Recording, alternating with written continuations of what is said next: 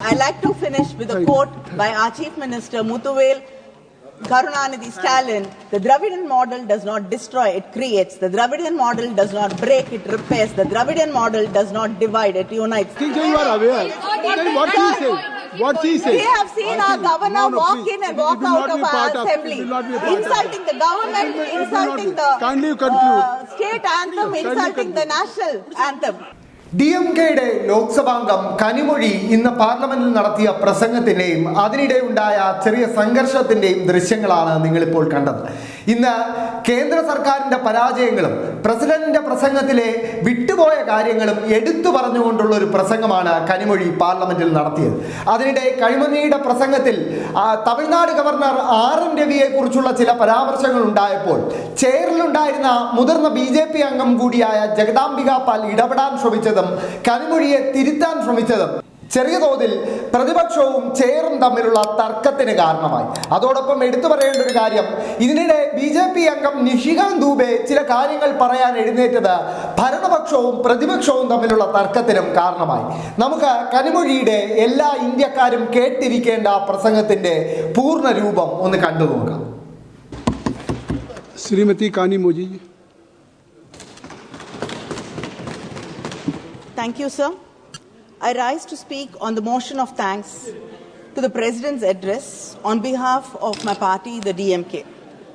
First, I would like to express my grief and empathy to the families of the people who died in the stampede at the Kumba Mela.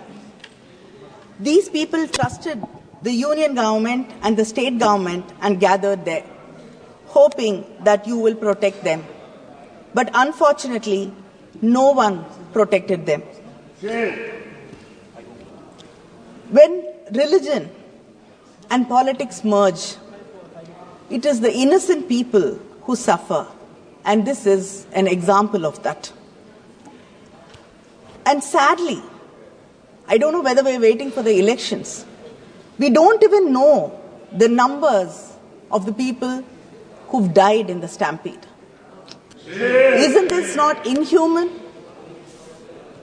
And you don't even want to allow a discussion in Parliament.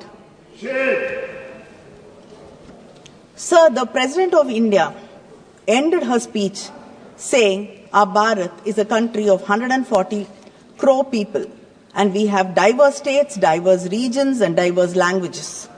I'm happy that the President of India still believes in the diverseness of this great nation. India is a country with almost 8 major religions, more than 100 ethnic groups, 700 tribes and 121 languages. As a nation, we have always celebrated this diversity and our unity is deeply rooted in this diversity. But the government today has chosen the politics of forced cultural assimilation and cultural elimination. The President started her speech mentioning the 75th anniversary of adoption of our Constitution. She expressed great pride in the achievements during Amrit Kaal. And also, in her speech in this very house, she mentioned that we recently celebrated our 75th anniversary of Indian Republic.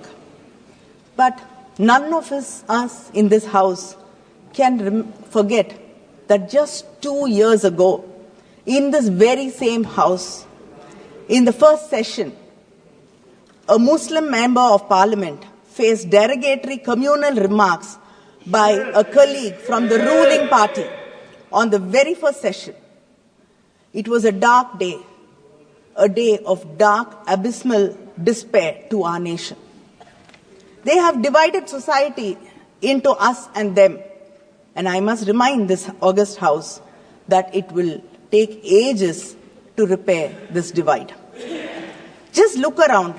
We will find a decreasing number of Muslim members in Parliament, a decreasing number of officials, bureaucrats from the SC, ST, OBC and minority communities. The President glorified India's civilizational nationalism, a phrase increasingly used to justify a monolithic culture. India is a living, breathing entity that has enriched has been enriched by centuries of interactions from across the world, creating a vibrant cultural tapestry. When you talk about Indian history, you started 3,500 years ago with the Vedic age. But today, we know that the Iron Age in India has been traced back to 5,345 years ago. Our Chief Minister, M.K. Stalin, has proudly proclaimed to the world and based on scientific evidence validated by international labs like Beta Analytics in Florida, that Shivakalai, a small, sleepy village in Thoothukudi district, today holds within it the proof of iron smelting and usage. This is the oldest finding in India till today. Where the MP comes from? The union government till today has not even commented about this finding, which is very important internationally. When you exclude this truth, you just not only exclude us, but you are excluding yourselves from the great legacy of Dravidian civilization. The proponents of Hindutva ideology have this question: who is an Indian and who is not? V.D. Savarkar came up with an answer many years ago. A loyal Indian is one who is attached to the geography of India, who is born in India and whose religion has indigenous roots. A Hindu means a person who regards this land from the Indus to the seas as his fatherland and as well as his holy land. But let me remind this House of the words of Sardar Vallabhbhai Patel, a Congress leader who you seem to have taken over and invoke frequently. In 1947, when it was suggested to him that India should be declared as a Hindu state, Sardar Patel replied, "We must not forget that there are, quote, that there are other minorities whose protection is our primary responsibility." In 1950, he stated, "Ours is a secular state." I like to underline, he said that ours is a secular state, and we cannot fashion our politics in the way of Pakistan is doing. Here, every Muslim should feel that he is an Indian citizen and has equal rights as an Indian. The government celebrates Sardar Vallabhbhai Patel. It disregards most of his fundamental principles. If you truly respect him, please protect every citizen, honor every culture, and stop selective imposition of one ideology over the rest. Building a 3,000 crore statue of unity is not paying respect to him. Please understand his words and implement it. That is true tribute to any leader. But this government ensures in every possible way that the minorities of this country do not feel comfortable. They are kept on edge and feel like outsiders. The CAA, Triple Talaq, the Work Board Bill, the Uniform Civil Code, mob lynching and state excesses are the unending examples of how you push the minorities and make them feel threatened. In August 2019, this government revoked the autonomy of Kashmir, the only Muslim majority state in India, and made it a union territory. Around the same time, you passed a new amendment to the anti-terror law. This amendment ensured and gave you the right to classify individuals as terrorists and promoters of terrorism. And under this law, hundreds of Kashmiri politicians, activists were jailed, civil liberties were suspended, and protests banned. A few months later, the CAA, this provided a fast track to citizenship for many minority communities. The law specified that communities which could use this law were Buddhists, Christians, Hindus, Jains, Parsis, and Sikhs. These communities made it to the list, but the Muslims were omitted despite their presence in countries where they are minorities and have been persecuted and have even suffered violent attacks. And in many of the BJP-ruled states, you've coined a term, love jihad, where adult men and women are not allowed to get married to each other because they belong to different religious groups. And your reasoning is that Hindus will become a minority in this country. India has 14% Muslim population and almost 80% Hindu population. Creating false narratives like this is your way of politics. But at least let people, individuals who have a right to make a personal choice in their private lives, let them live a life. And we've seen in most of the BJP-ruled states, mobs assault minorities while the police stand idle. I can't even say mobs assault them because in some states the authorities themselves bulldoze Muslim homes and businesses.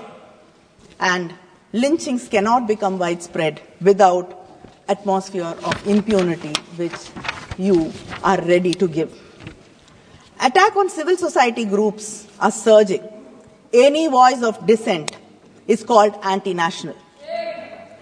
In November 2021, the National Security Advisor, Ajit Doval, told the graduating class of the National Police Academy in Hyderabad, the new frontiers of war is the civil society.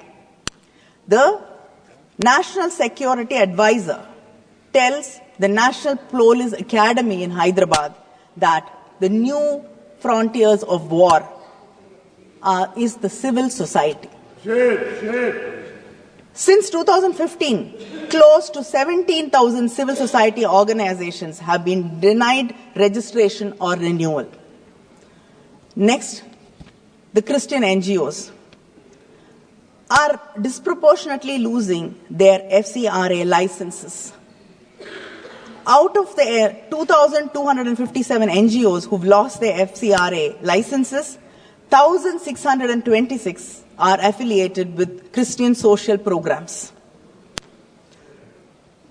This is a targeted financial stranglehold on organizations that serve the India's most vulnerable population.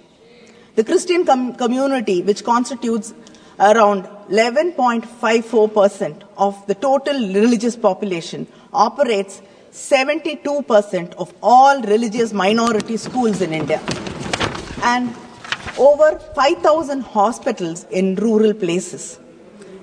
But still, you do not want them to help the marginalized, the underprivileged. Attacks on Christian organizations and churches have escalated over the years, with Uttar Pradesh emerging as the hotspot. This government campaigns under the banner Sabka Saath, but seems to be unable or unwilling to safeguard its minorities and failing its marginalized Indians. The Honorable President, in her address, mentioned about the spirit of Sabka Saath, Sabka Vikas, Sabka Vishwas, Sabka Prayas. I got a copy of the English translation of the President's speech. And when I got the copy, I was very confident that I will be able to read through it without anybody's help or support. But I was mistaken. Even to get through one page, I needed help of translators, because this speech has been studded and sprayed liberally with Hindi and Sanskrit phrases, which happen to be the names of schemes or the policy of the ruling government, which is in slogans. So, how can you talk about we together if your own, even translations do not include us and they are excluding us? And the president, and I think honorable speaker from the BJP also spoke about the Kashi Tamil Sangamam and the Saurashtra Tamil Sangamam. You remember all these only during elections. Okay, but let us leave that alone. But for you, Tamil seems to start in Kasi and end in Gujarat. But it is a living language. I'd like to ask, if you really care about, you quote Tirukural also, and I think that only mention of Tamil Nadu or anything Tamil in the budget was Tirukural. Nothing apart from that. So, between 2014 and 2022, the union government has allocated 74 crores for the Central Institute of Tamil Nadu, in Tamil Nadu. Whereas it has allocated to the Central Sanskrit University 1,487.81 crores. We don't have staff in the Central University. We do not have epigraphists to decipher Tamil inscriptions. The President in her speech proudly proclaimed that manuscripts are being digitized. I'd like to bring it to the notice of this House that the Tamil manuscripts in Tamil University in Tanjavur are being digitized with the help of the British Library in London instead of the support of the Union government. Legislature, judiciary and the executive are three pillars of the democracy. But this government is undermining all three. The key democratic institutions may have formally remained in place, but the norms and practices which hold democracy have deteriorated. The Vedam report on democracy says India has been downgraded to the state of electoral autocracy. In the past 11 years, we have seen that bills have been brought without proper consultation with stakeholders and bills which undermine the rights of state governments. In 1994, the Supreme Court ruling in the S.R. Bommai case underscored that states were not mere extensions of the Union. Rather, they possess supremacy within their constitutionally defined domain. I'd like to remind the Union government about this case, and you seem to have forgotten that states have their rights, and the rights have been promised, have been secured under the Constitution of this country. I'd like to just go through a list of the bills which were passed in this House. The Electricity Amendment Bill, Act 2022. It sought to allow multiple private distributors in state-controlled power sectors, reducing state government's control over the electricity distribution. Mines and minerals. This act, which enabled the Union government to auction tungsten in Aritapatti in Madurai without the consent of the Tamil Nadu government. The Chief Minister had to bring a resolution in Assembly against this, and the continuous protests of the people of Aritapatti. Only after that did you withdraw this. The Dam Safety Act 2021 further gave the Union government the power over dams across states. The Forest Conservation Amendment Act diluted state control over forests, allowing infrastructure development in forests without state approval, affecting tribal and environmental rights. The three criminal laws, Bharatiya Nyaya, whatever. Actually, when a very senior lawyer, when I asked him to explain what this bill was about, the first thing he told me was, first let me get the translation, and then I will be able to explain it to you. The national education policy, which you're very, very, very proud of, it imposes a uniform education policy disregarding the distinct linguistic and educational priorities of the states like Tamil Nadu, Karnataka, Andhra, Kerala and Telangana. The farm laws, I don't have to talk about it. The union government seems to have forgotten that education is under the concurrent list, and it is not in the union list. The UGC draft regulation 2025, which ultimately wants to centralize control over university leadership, particularly through appointment of vice chancellors, undermining the federalism of overriding state laws and imposing central criteria on state university. This limits the autonomy of universities and hinder their ability to function according to regional needs. And the one nation, one election. Again, this is being brought so that when during an election, the issues which are important to states, state governments, are wiped away, are lost, and the national parties, the national parties can set the agendas for the election, and the states do not matter. 5 minutes. The census delimitation. There is already one speaker more already. And yes, sir, I'll just finish. I'm just finishing. The census delimitation. I'm just reminding. I'm not. It is to. Sir? It is to you too, because you have one more speaker. So we insist on caste census, but we have to oppose delimitation based on the census. States which have done well, which have controlled population, which have advanced education, health and employment are the ones which are going to suffer. Just because we have reduced the population, just because we've been responsible states, it does not mean we have to suffer. And then once again, the balance of power will become lopsided. So this government has failed its citizens even in providing basic amenities such as food, employment, education and shelter.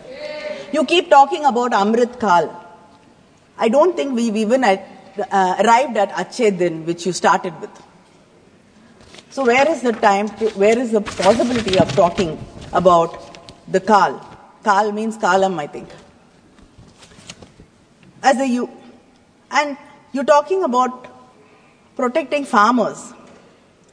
Do you know that 1,474 farmers have committed suicide between 2014 and 2022 because the insurance companies which collected around 57,620 crores has only given back 3,878 crores to the farmers.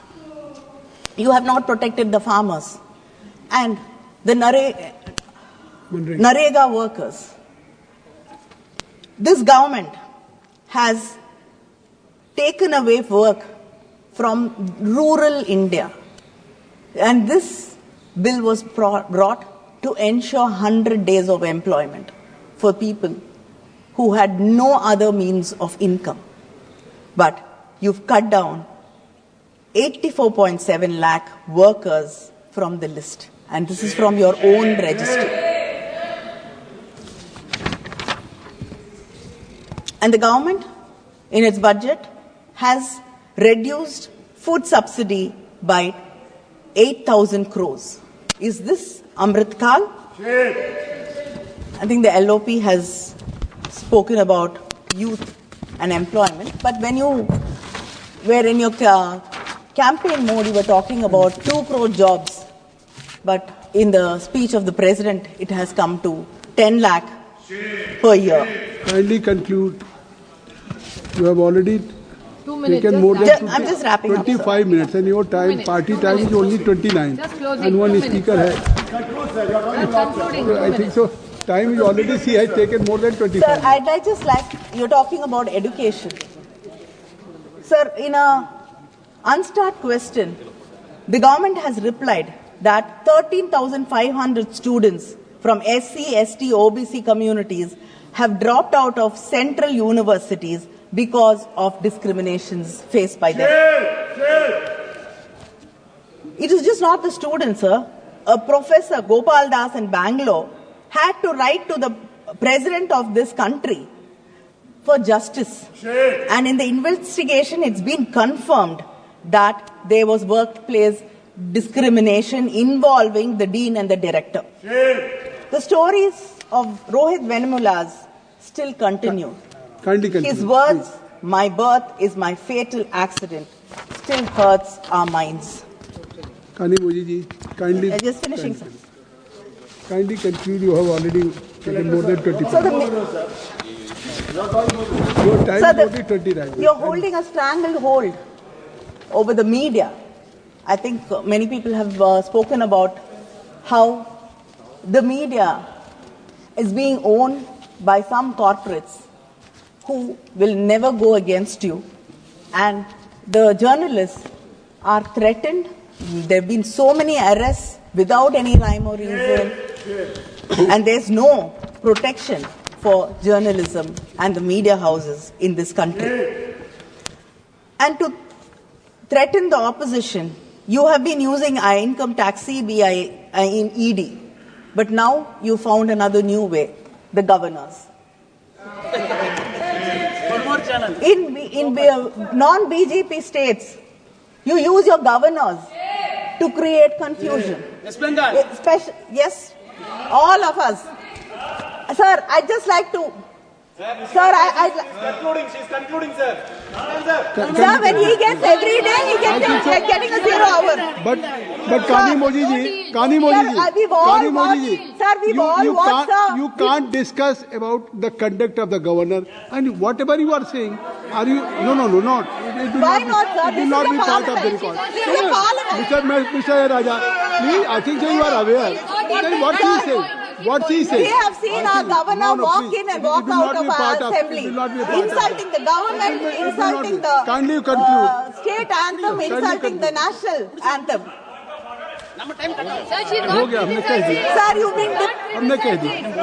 Sir, you have been using the governors as your representatives, as representatives of the... Just wait, Nisikant. Sir वो senior member of parliament हैं, जो उनको support कर रहे हैं वो भी senior member of parliament है। सबको पता है 352(5) जो कंडक्ट है हाई अथॉरिटी पर बैठे हुए आदमी का, चाहे प्रेसिडेंट का हो, चाहे गवर्नर का हो, चाहे चीफ इलेक्शन कमिश्नर का हो। Leader of the opposition Rahul Gandhi भी गलत बोल गए, बोलते रहे, सब ताली थपथपाते रहे। कनी भी वैसा ही गवर्नर के बारे में बोल रही हैं। यदि इस तरह से पार्लियामेंट चलेगा सर, तो इस पार्लियामेंट का क्या मतलब? वो पार्ट ऑफ प्रोसीडिंग नहीं होगा। मैंने रूलिंग दे दी है। That will not be a part of the proceeding. Please kindly you conclude. Please kindly you take all of you take seat. Kindly please you conclude. I think so.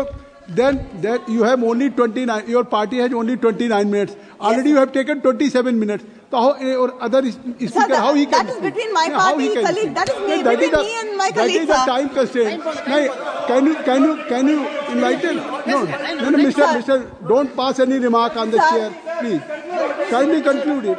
Kindly conclude. Sir, you're depriving the states of their rights, of their fiscal autonomy, and I'd like to say, please learn from the Dravidian model in Tamil Nadu, which is inclusive. I'd like to finish with a quote by our Chief Minister Muthuvel Karunanidhi Stalin. The Dravidian model does not destroy, it creates. The Dravidian model does not break, it repairs. The Dravidian model does not divide, it unites. The Dravidian model does not demean, it treats everyone equally. The Dravidian model does not exclude anyone. Standing shoulder to shoulder, it embraces everyone. Learn to embrace. This is one country, don't destroy it.